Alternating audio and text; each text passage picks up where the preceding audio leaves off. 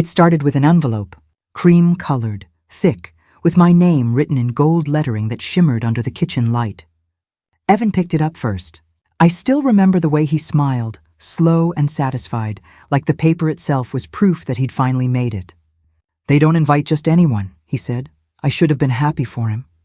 He'd been working with Clark and Dana Wells for months, trying to prove he was worthy of their exclusive little circle.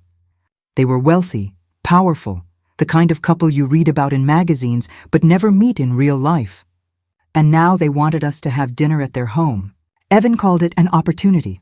I called it what it felt like, a test. He waved off my nerves when I mentioned them. "It's just dinner, Hannah," he said, straightening his tie. "They like to entertain." His voice was calm, but not in a comforting way. It was practiced, like he'd rehearsed that line in front of a mirror. We left before sunset. The road to their mansion was long, winding, and lined with perfectly trimmed trees. I watched the sky fade to orange through the windshield and tried to ignore the tightness in my chest. Evan kept talking about potential investments, new contracts, the kind of words that didn't belong in a marriage conversation anymore. I nodded and smiled where I was supposed to. That's what you do when your husband's chasing something you don't understand. When the mansion appeared through the iron gates, I thought for a moment it didn't look real. White pillars, glowing windows, a fountain in front that caught the moonlight just right. It was beautiful in that way. Expensive things are beautiful, cold, untouchable. And when I saw the people waiting at the door, my stomach sank a little deeper. Clark and Dana Wells stood side by side, all smiles and polish. Clark had that politician's charm, hand extended before you even reached the steps. Dana, tall and elegant, kissed me on the cheek with a kind of warmth that didn't quite touch her eyes. "We're so glad you could come," she said. Behind them stood another woman, maybe in her late 30s. Her dark hair was pinned up neatly, her black dress perfectly pressed. She smiled too, but it wasn't the same kind of smile. There was a flicker of something else there, something cautious. "This is Marissa," Dana said. "Our hostess. She runs all our events." Marissa's gaze lingered on me for a second longer than it should have. A small thing, barely noticeable, but enough to make me uneasy. She took my coat, her movements smooth and professional. But when her fingers brushed mine, I felt it, a piece of paper, thin and folded tight. She slipped it into my hand so quickly I almost thought I'd imagined it. I looked up at her, confused. But she'd already turned away, guiding another guest toward the dining room. My heartbeat picked up. The note was small enough to hide in my palm. I didn't dare open it there, not with Evan chatting excitedly to Clark beside me. The house itself was breathtaking. High ceilings, chandeliers that threw light like diamonds, long tables lined with candles and crystal glasses.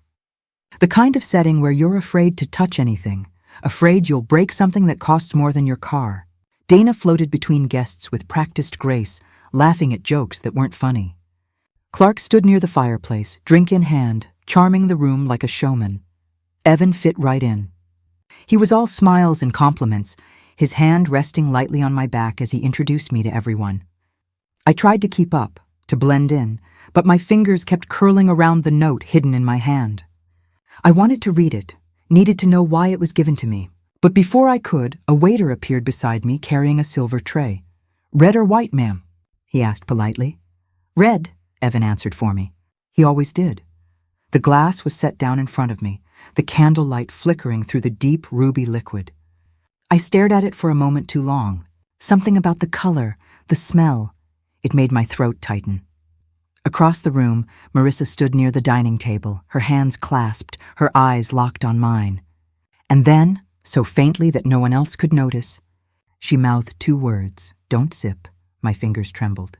She nodded once, subtle but certain, before turning away like nothing had happened. I looked down at the folded paper in my hand. The words, "Please read this when you're alone," barely visible through the crease. My heart thudded painfully in my chest. Evan raised his glass, smiling like the perfect guest. "To new beginnings," he said. I smiled back, my voice steady even though my world had already started to tilt. "To new beginnings," I echoed, but I didn't sip. Not yet, because something told me this dinner wasn't just dinner, and whatever was written on that note might be the only reason I'd live to tell this story. I unfolded the note slowly, careful not to draw attention. The paper felt soft but worn, like it had been folded and unfolded too many times. My eyes scanned the words, 5 of them scribbled in quick, uneven handwriting. You are not safe here. Don't drink anything. The room didn't spin, but something inside me did. I looked up without moving my head, scanning the table. Everyone was laughing. Glasses clinked gently.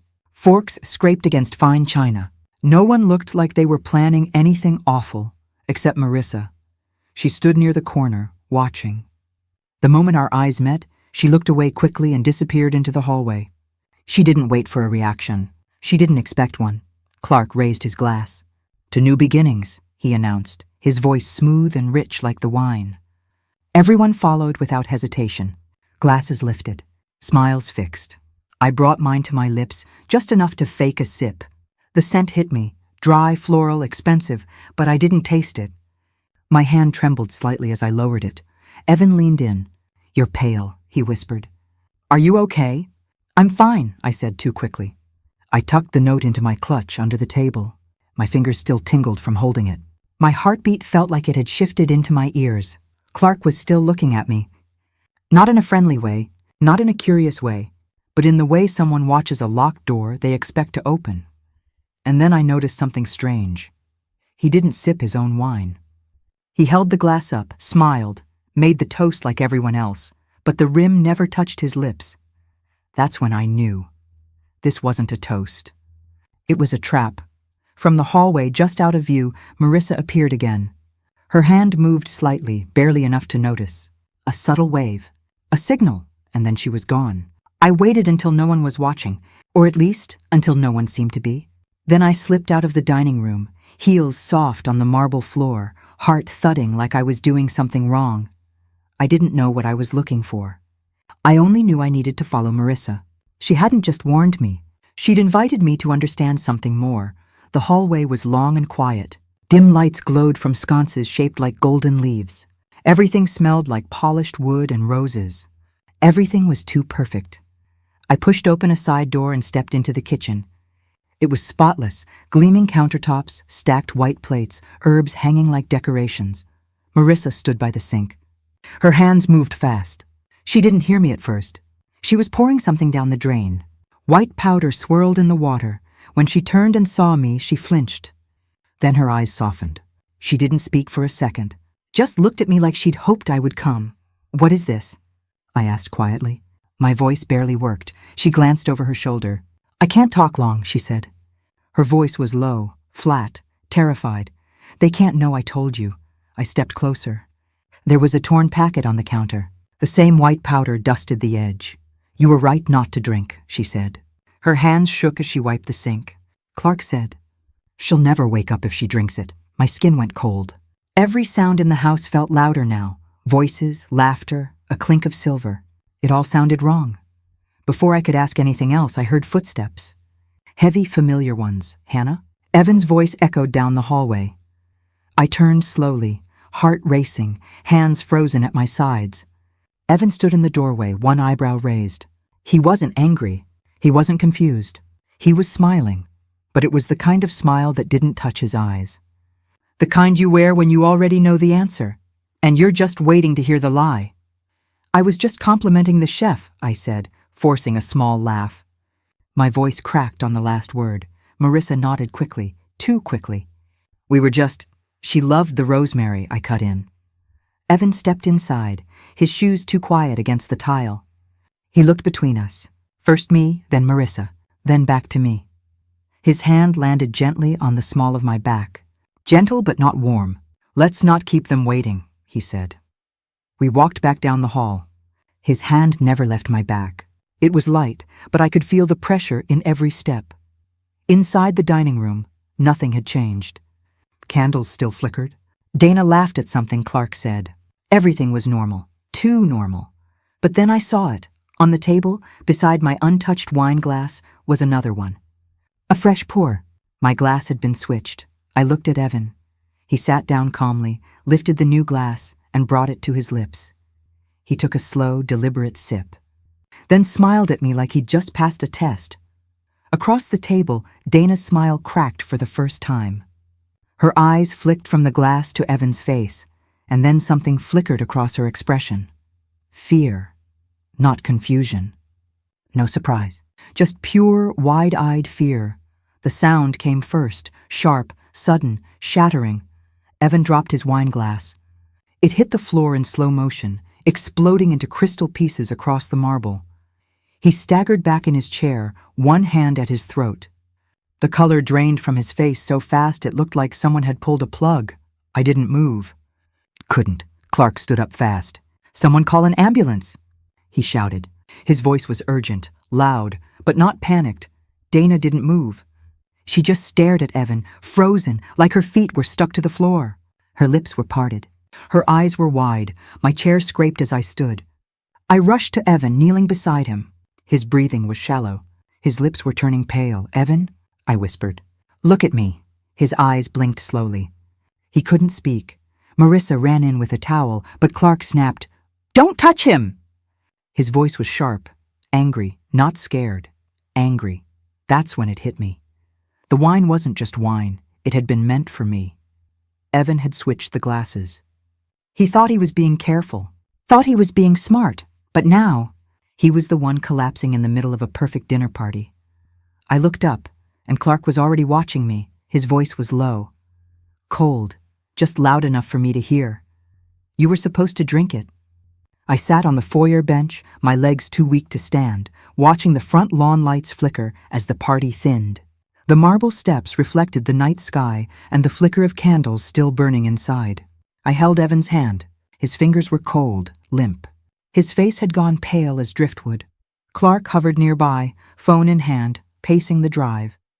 "They're on their way," he said carefully, loud enough for everyone to hear, but soft enough not to panic the guests. But his voice lacked urgency. I looked at his shoes, immaculate leather, barely scratched. I noted the polish like I was counting clues instead of worrying about my husband. Marissa stood in the doorway watching me. Her posture was guarded, silent. She held a small glass of water but didn't offer it. Her eyes flicked between Clark and me. When I caught her glance, she shrugged as though she didn't know what to do, but her mouth twitched like she wanted to tell me something. I gripped Evan's hand tighter. He moaned softly. Dana was huddled on the couch, calling someone, her voice shaking. I couldn't hear the words, but I heard the panic underneath. Minutes stretched. 10 minutes became 15. Outside, no siren broke the night. The only sound was the light breeze in the trees, the gate clicking shut as more cars left. The mansion had grown too large, too empty. The party lights inside felt like fake stars drowning in darkness. I stood up and walked to the front door, lifting the heavy brass knocker by habit. Outside the gate stood 2 valets leaning against cars. They talked in low voices. I asked, "Did you see the ambulance arrive?" One of them looked up, surprised. "No, ma'am," he said. "We didn't notice." He didn't offer more. Inside, Clark approached me again, face calm, hands steady. "We're still in contact. The rescue team got delayed by the storm." He gestured toward a faint, wet patch on the driveway. Rain had fallen earlier. "They said 15 more minutes." I swallowed. "I thought someone called them 10 minutes ago?" I asked. Clark nodded. "I did, twice." He smiled tightly. "We'll wait." But I felt the smile like a cover story. Marissa came up behind me quietly. Her voice was barely a whisper. "They never called anyone," she said. I turned to stare. Her face was pale, her eyes bright. I checked the line. "You know the one? Kitchen phone?" "Dead." I froze. "What?" I whispered. She nodded. I tried the concierge too. No dial tone. My mind cataloged the details. Phone dead, no ambulance, confessions I couldn't yet speak. Inside, Dana stood by the window overlooking the driveway. Her silhouette looked small and frightened. Clark moved beside her, strong and controlled. He patted her shoulder. His eyes flicked to me. I met them. He didn't look away. I realized we were in a house too quiet for comfort. The rescue team's lights should have been at the gate, but the gate stayed shut. The driveway stayed empty. The night stayed heavy. I sat back down beside Evan and everything changed. I had been worried about him, about his collapse, about poison maybe, but now I was worried about us, about the truth of this night. Marissa came and knelt beside us with a bottle of water she had hidden in her purse. She held it out. I took it, unscrewed the cap. Evan hardly tasted the water. He drank slowly. Marissa's fingers brushed mine as she handed it to me. She whispered, "Stay alert." My eyes flicked to Clark. He frowned, but in that moment his face looked nearly proud. The kind of proud people look when they think they fooled someone. Then I realized the ambulance that never arrived wasn't a delay, it was part of the design. A sharp crack of thunder rolled overhead. Outside, a car door slammed. I looked up. The valets had moved. The driveway light dimmed as if someone had turned it off. I stood. "Marissa," I said. "What is going on?" She pressed a finger to her lips. "In a minute," she said softly.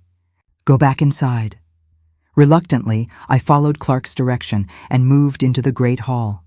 The party was over. Guests had mostly gone. The music was silent. The lights lowered. The only sound left was my breath and the tick of the grandfather clock in the entrance. Clark's voice floated over the empty room. "Why don't you go upstairs, rest for a moment? I'll handle things." I looked at Evan, then at the staircase. Something in the silence behind me shifted. The only rescue that night wouldn't come from outside. It would come from me, if I dared act. My phone lay in my clutch under the chair. The screen is dark. No alerts, no sirens. Just the hush of a mansion that had swallowed its truth. And as I climbed the stairs, I felt the note in my pocket grow heavier, because sometimes when help doesn't come, it means you're not supposed to be helped. The second floor was quieter than it should have been. No music, no voices, not even the soft hum of central air. Just my footsteps, soft, slow, echoing like I was somewhere I didn't belong. Each door I passed was closed. Mahogany, polished, heavy-looking. Every one of them is identical. It felt more like a gallery than a home. Too clean. Too symmetrical. Like nothing inside had ever actually been lived in. I paused at the first one, fingers brushing the brass handle. It turned easily, but the room inside was empty, a guest bedroom, untouched. The bed was made perfectly, not a wrinkle on the cover. The next was the same, and the next. I moved down the hall, trying not to breathe too loudly. My chest was tight. My hands are clammy. I wasn't even sure what I was looking for, but I knew something was here. Something they didn't want me to find. Then I saw it. At the end of the hallway, a door unlike the rest. Same color, same frame, but the knob had a dull brass lock. Nothing fancy, just intentional. I reached for it, cold, solid, unmoving, locked. I pressed my ear to the wood. At first, I heard nothing. Just the faint creak of the old floor beneath my own feet. But then, something faint, mechanical, a low humming, almost like refrigeration. Then came something else, a soft noise, fragile, muffled, a sob. I jerked back like the door had burned me. Someone was in there. Someone crying. I looked around. No cameras, no sensors, just silence. I checked the hallway again, heart hammering now, and spotted a side room down a short corridor. A bathroom? A dressing room? It was Dana's, a vanity table lined with perfumes, silver brushes, and jewelry trays. Everything was spotless, too spotless, and on the edge of the vanity, a ring of keys. I grabbed them without thinking.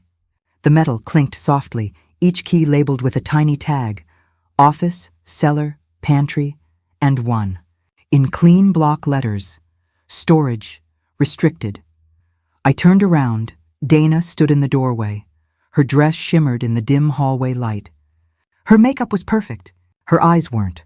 "That room isn't for guests," she said, calm and quiet. I held the keys in my hand. My mind raced. I tried to smile. "I got lost," I said. "Thought this was the bathroom." She stepped closer. Down the hall. Last door on the right. I didn't move. Neither did she. The silence stretched too long. Then Dana smiled. Not wide, not warm, but enough. "You should rejoin the others," she said softly. "Clark's wondering where you are." I nodded, stepping back slowly, sliding the keys into my clutch without a sound. I didn't look back until I turned the corner, and when I did, Dana was still watching me, smiling, but her eyes weren't smiling at all. I waited until Dana was gone, until her heels stopped echoing, until her perfume disappeared from the air. Then I moved. Fast, quiet, steady. I didn't think. I just followed the pull in my gut that whispered, "Now." The hallway stretched longer in the dark. My fingers trembled as I reached into my clutch and pulled out the keys. I prayed they wouldn't jingle too loudly. When I reached the locked door again, I hesitated. For a second I thought, maybe this is too much. Maybe I don't want to know what's behind it. Then I remembered the sob. The key slid into the lock smoother than I expected. Click. The door creaked open, heavy and slow. Inside, the air shifted. Colder, still. The room was small, walls lined with white cabinets and metal drawers. No windows, just a low blue light buzzing softly overhead. A hum filled the space, mechanical, continuous. It came from the large white freezer in the center of the room. It didn't look like it belonged in a home. It looked like it had been delivered from a hospital, industrial, clean, quiet. I stepped closer. The lid was shut. My reflection swam in its surface. Beside it, on a small tray, were labels. Dozens of them, names typed neatly. Some I recognized from the dinner party's guest list. Others I didn't. And then I saw one Evan Lee. I froze. What was his name doing here? I lifted the freezer lid, slowly. Inside were rows of vials, sealed, clear liquid inside. Each one was tagged with a name. My stomach turned. My throat tightened. These weren't just labels. These were samples, preserved, logged, stored like a product. Behind me, the door creaked again. I turned fast. Clark stood in the doorway. No knock. No warning. Just him, tall, still, and holding a gun. The dinner host's true business, Clark didn't speak at first. He just stepped into the room, the door clicking shut behind him like the end of a sentence. The gun wasn't raised. Not yet, but he didn't need to lift it. Just seeing it in his hand was enough to freeze me in place. "You weren't supposed to see this," he said calmly. Like we were talking about spilled wine, not a hidden lab in his mansion. I tried to steady my voice. "What is all this?" He looked around the room as if seeing it for the first time, though I knew he'd built it. "Insurance," he said simply. "Data, inventory, take your pick." I swallowed hard. "Evan's name is here," Clark nodded. "Of course it is. He brought you to us." My stomach dropped. He walked slowly, eyes scanning the vials. "Couples make easy targets. Desperate for wealth, second chances, clean starts." He shrugged. "One partner drinks, the other disappears. The story writes itself." "You drugged us," I said. He smiled. "Only one of you was supposed to drink it." "That's how it works." "That's how it's always worked. And Evan?" Clark's smile faded just slightly. "He got greedy.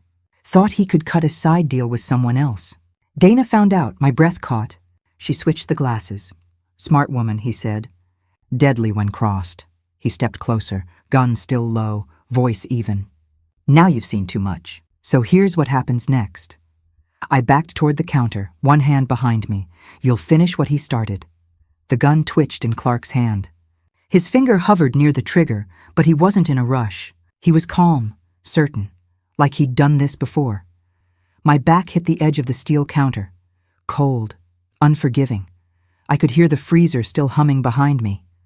"I don't want to hurt you," he said. But his eyes said otherwise. He raised the gun slightly, just enough to make me flinch. And then the sound of glass shattering ripped through the room. The window behind Clark exploded. Shards flew like ice in the air. He turned, fast. I ducked instinctively. That's when I saw her, Marissa. She stood just outside the broken frame, a small revolver in both hands. Her arms were shaking, but her grip was steady. "Drop it, Clark," she said. He laughed once. "You don't have the guts." Marissa didn't move. "I told you I was done covering for you." Behind us, Dana screamed. She ducked into the hallway as bottles crashed from a nearby shelf. Clark turned the gun toward Marissa. The shot rang out before I even registered the movement. She staggered, hit in the shoulder, but didn't fall. That's when I moved. I lunged toward the wall and slammed the red emergency switch I'd seen on my way in.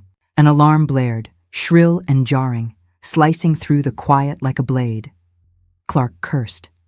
Marissa slumped against the window frame, blood soaking through her sleeve. I rushed to her side. "Are you okay?" She nodded weakly. "Not dead yet." Outside, faint sirens echoed in the distance. But she shook her head. "That's not the real police." "What?" I asked. "He owns half this town," she gasped. "They'll cover it up." She reached into her pocket and pressed something cold into my palm. A flash drive. "Run," she whispered. "Give this to Detective Rowan." I didn't look back. The moment I hit the front steps, I was running down the stone path, past the driveway, through the open gates. My heels clacked against pavement like they were counting seconds I didn't have. Somewhere behind me, I could still hear the alarm screaming. I didn't know if Clark was following. Didn't care. All I knew was that Marissa had bled to get me that flash drive, and I had to get it into the right hands before he buried us all. My car keys shook in my hand as I unlocked the door. The moment I slid inside, I locked it, shoved the key in, and peeled out of the circular drive with tires screaming. The road stretched in front of me like it might never end. Just darkness, trees, and the sharp breath of panic crawling down my spine. I clutched the steering wheel tighter. My phone was dead, no signal, no GPS, just my gut telling me to drive. Keep driving. Every set of headlights behind me felt like a shadow catching up. I checked the mirror every 10 seconds. Nothing, but that didn't make me feel safe. The flash drive sat on the seat beside me, tiny, silent, heavy. Like it knew it held something ugly. It wanted to burn. I waited for it to start raining, but the sky stayed clear. Empty. Still. Which somehow felt worse. After 20 minutes, I pulled into an abandoned gas station off a dirt road. The lights buzzed dimly above me, flickering with every breeze. I parked behind the building and turned off the car. My hands were still shaking. I clicked the flash drive into my laptop. It took a second to load. Then the files blinked to life on the screen. Dozens of folders, all labeled, all clean test subjects. Case notes. Insurance claims. Each one opened like a horror. Film. Names, photos, medical files, doses, patterns, and... Then Evan. His file wasn't under victims. It was under... Employees. I stopped breathing. Employee. No. 014. Years active, 2. Notes, recruitment, monitoring, delivery. He'd been part of it. The whole time, my husband hadn't just brought me into danger. He'd built the path for it. I blinked back tears, clicked again. One last folder. Project renewal. I opened it. At the top of the file, pending target. Hannah Lee Me. My heart dropped into my stomach. This had never been about Evan saving me, or warning me. He was delivering me. Just as I slammed the laptop shut, headlights swept across the side of the gas station. I ducked. The engine of a large SUV growled low as it pulled in behind me. No sirens. No lights, just a silent, steady approach. I peeked through the mirror. The driver's side door opened. A figure stepped out, tall, slim, and not Clark. It was Dana. Dana didn't run. She didn't shout. She stepped out of the SUV like she had all the time in the world. Her flashlight clicked on, sweeping slowly across the parking lot like a spotlight in a silent theater. I didn't breathe. I didn't blink. She moved closer to my car, boots crunching softly on gravel. My laptop sat open on the passenger seat. The flash drive glinted under the screen light. If she saw it, it was over. I slipped out the other side. Quiet, low. My shoes hit the dirt behind the gas station with barely a sound. My heart, though, loud enough to echo. I didn't run for the road. I turned into the woods. Branches clawed at my jacket. Leaves slapped against my face. I kept moving, one hand on the flash drive in my pocket like it was a lifeline. Behind me, I heard her footsteps pick up. Dana wasn't yelling. She was following, like a hunter. Like she'd done this before. The trail wasn't even a real trail. Just broken earth and cold air. I ducked under a fallen tree, heart pounding. My foot slipped on wet leaves and I stumbled, hands scraping on a rock. Blood bloomed across my palm. I kept going. The forest was quiet. Too quiet. Just the wind and my breath and the distant hum of her SUV engine, still running. Then, crunch. Behind me. Closer. "Come out, Hannah," Dana called softly. "It doesn't have to end like this." I didn't answer, didn't stop. I spotted a flicker of orange light through the trees. A small service shed, metal roof. The emergency light on the side is blinking red like a warning. I ran for it. The door was jammed. I shoved it. It creaked open just enough for me to slip in. Inside. Tools, old shelves, and silence. I crouched in the back behind a rusted metal cabinet. My breath felt like thunder in the tiny room.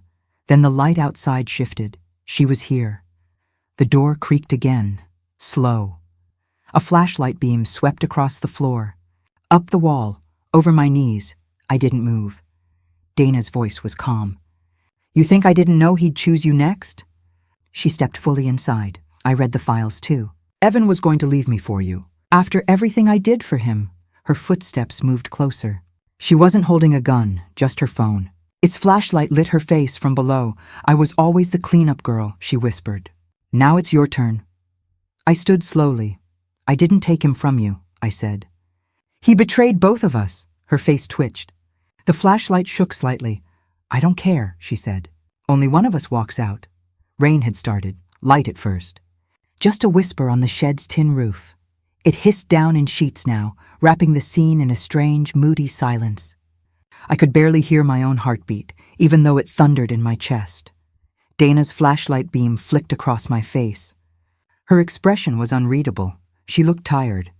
Wet hair clung to her cheeks, makeup streaked. But her eyes, those were still sharp, focused. I didn't move. I didn't blink. She lowered the phone slowly, the light swinging to the wall. Her voice cracked. "You know what he told me the night before you came?" I stayed quiet, that I was his partner. His the only one. That after this job, we'd disappear somewhere warm. She gave a bitter laugh. "He said he just had to bring one more guest to dinner, me." Her hand trembled. I thought I mattered. "But then I saw your name in the file." She pulled something from her jacket, a crumpled sheet of paper, laminated to keep dry. She tossed it to the floor between us. My face stared up at me from a photocopied file. Evan's handwriting in the margin. Notes, plans, estimated timeline. 1 month. "I wasn't just some angry wife," she whispered. "I helped build this. I sourced the chemicals, cleaned the records, kept the bodies quiet." Lightning flashed through the shed's dusty window. She looked up at me, her voice low. "I didn't care what happened to strangers, until I saw him planning it for you. Then why come after me?" I asked. She didn't answer right away. "I wanted revenge." "Not justice," she said. "I wanted to take from him what he tried to take from me." For a moment, we just stood there, 2 women stitched into the same wound. Then Dana stepped closer and held something out. A thick leather ledger, old, water-stained. "Take it," she said. "It's every name, every payout, every cop they bought." I didn't move. "You'll testify," she said flatly. "Or they'll erase both of us." The storm outside grew louder. Wind whistled through the cracks in the door. I took the ledger. Heavy, damp, real. Before I could speak, blue and red lights flashed through the window. Dana turned slowly. Headlights, sirens, tires crunching gravel.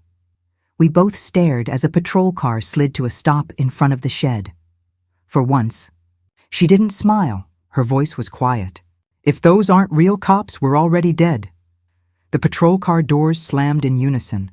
A beam of white light shot across the shed, blinding for a moment. My hands gripped the ledger tighter. Dana stayed frozen, her breathing shallow and fast. The silhouette that stepped out was tall, broad-shouldered, commanding, gun drawn, badge visible. "Drop it." "Both of you," the officer shouted. Dana didn't move. Not toward him. Not toward me. She just stood there soaking wet, one hand still near her coat pocket. I raised both hands slowly, voice shaking. "Detective Rowan?" He narrowed his eyes, stepping closer. His flashlight hit my face. Recognition. "Hannah Lee?" he asked. I nodded. "She has the evidence. The ledger, every name, every victim." More sirens approached from the distance. A second and third car rolled up behind the first. Floodlights turned on, bathing the scene in harsh, unblinking white. Dana flinched. For the first time, she looked unsure. She backed away. "You said you'd testify," she muttered. "Don't let them bury this." Then she turned to run. She didn't get far. Her boot caught on the muddy gravel. She fell hard. The ledger slipped from her hands, scattering damp pages across the ground. Names fluttered like feathers, some familiar, most not. Detective Rowan didn't hesitate. He reached her before she could scramble up. Officers surrounded her. She stopped fighting. She just looked at me, And in that one look I saw it all: rage, regret, relief. Rowan crouched beside me. "Are you hurt?" I shook my head. "Not yet." He nodded once, glanced at the ledger. "You have no idea how long we've been trying to find this." I held out the flash drive. "There's more." He took it carefully, slipped it into a case. Ambulance lights painted the trees now. Dana sat on the ground in cuffs, hair plastered to her face, staring up at the sky. I leaned against the patrol car. I felt like I could finally breathe. Then Rowan said something that made me freeze. "Marissa's alive." I turned to him. "What?" she called me. "After the shot. Before you ran. She was our informant," he said. "Undercover. Months deep." She held it together until the last second. A strange, grateful laugh slipped out of me. Marissa. Brave, quiet, brilliant. "She saved me," I said. Rowan nodded. "She saved a lot of people." He reached into his pocket and pulled out the flash drive again. He placed it in my hand gently. "This story isn't over yet," he said. "Not for you." 6 months later, I stood at the edge of a cracked driveway. Weeds had started growing through the bricks. Ivy crept over the white columns. The mansion that once hosted perfect dinners now sagged under silence. The Wells estate was no longer theirs. It had been seized by the state. Clark was serving life without parole. Dana disappeared into witness protection, her testimony cutting deeper than any plea deal could have. The doors were boarded up. The windows are dark, but I didn't come to see the ruin. I came to remember the woman who walked in blind and walked out burning. Me, I stood there in a coat that didn't feel borrowed anymore. The wind hit my face, cold and clean. No more makeup caked on to please someone. No more pretending to sip wine I didn't want. No more playing quiet when I had questions. I had learned to speak again, not with volume, but with clarity. Marissa had recovered from the gunshot. She walked into the courtroom on her own, shoulder wrapped, head held high. Her voice shook when she gave her testimony. But it didn't break. Rowan said the case might set a new precedent, not just for medical fraud, but for organized manipulation hidden under luxury. I'd sold the house Evan left me, moved far away, started working with a victim advocacy group that partnered with Rowan's office. Some days I speak to women who sound like the old me, afraid, polite, careful, and I tell them what Marissa told me, without saying a word. That your instincts are not interruptions, they're warnings. Tonight, I was back in the city for a fundraiser, a quiet gala to raise funds for survivor support, a place with soft music, flickering candles, and linen napkins. A young waiter approached me. His smile is kind. His tray is full. "Wine?" he asked. The glass shimmered in the light. Dark, full, rich. I looked at it for a long moment, then I smiled. "Not tonight," I said. He blinked. "Sorry?" I shook my head gently. "Just water, thank you." He nodded and walked away. Behind me, someone snapped a photo, part of a documentary filming the event. I didn't know it would be used as the closing image. Just a woman in a black dress, refusing a drink. But when the film aired, the narrator said, "This is the moment she chose not to be fooled twice." And they were right. I left a note of my own under my plate before I left. It said, "Some truths aren't meant to be swallowed, only survived." As I stepped out into the night, I breathed in fully for the first time. Not to run, not to hide, but to live. If this story moved you even a little, share it. Let someone hear what they're too afraid to ask out loud. And if you want more true-feeling stories like this, about survival, truth, and quiet strength, make sure to subscribe. Because sometimes the smallest warning can save the loudest life.